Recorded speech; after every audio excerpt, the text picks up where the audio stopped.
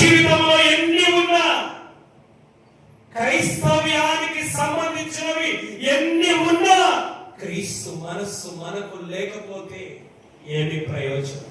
పాత నిబంధనలో క్రీస్తు మనస్సును అనుసరించే భక్తి, కొత్త నిబంధనలో క్రీస్తును అనుసరించే భక్తి కాదు, క్రీస్తు మనస్సును కలిగి ఉండే భక్తి.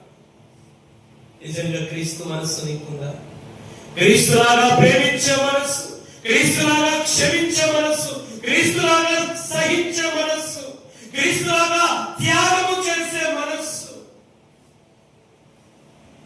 క్రీస్తులాగా వినయము కలిగిన మనస్సు, క్రీస్తులాగా విధేయత కలిగిన మనస్సు, క్రీస్తులాగా లోపలే మనస్సు, క్రీస్తులాగా నోరు తెరవని మనస్సు.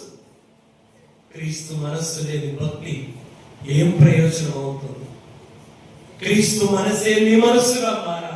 నీ మనసే క్రీస్తు మనస్సుగా మారినప్పుడే నువ్వు నిజమైన క్రైస్తువుగా, పరలోకానికి అర్హత కలిగిన క్రైస్తువుగా. క్రీస్తు మనస్సు లేకుండా ఎన్ని పాటలు పాడితే ఏం ప్రయోజనం? క్రీస్తు మనస్సు లేకుండా ఎన్ని ప్రసంగాలు చేస్తే ఏం ప్రయోజనం? క్రీస్తు మనస్సు లేకుండా ఎంత ప్రభుకు సమర్పిస్తే ఏం ప్రయోజనం? క్రీస్తు మనస్సు లేకుండా ఎన్ని చేస్తే, ఎంత చేస్తే ఏం ప్రయోజనం? పౌరులు, ప్రియ ఫిలిప్పీ సంఘమా, క్రీస్తు కలిగిన మనస్సులు లేకపోతే ఏమి లాభం?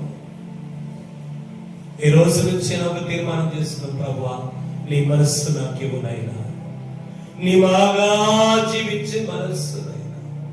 నిజంగానే ప్రభు నాలో మానవ మనస్సు ఉంది, శరీర మనస్సు ఉంది, కానీ నీ వంటి మనస్సు నాకు లేదు.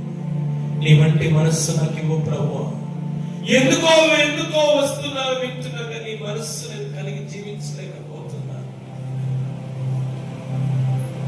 నన్ను క్షమించు ప్రభు. ఈ దినాలలో నేను మళ్ళా నీ మనస్సును గ్రహించినట్టు నీ సేవకు నాతో మాట్లాడి ఈ మనస్సు నాకు ఇవ్వు ప్రభు.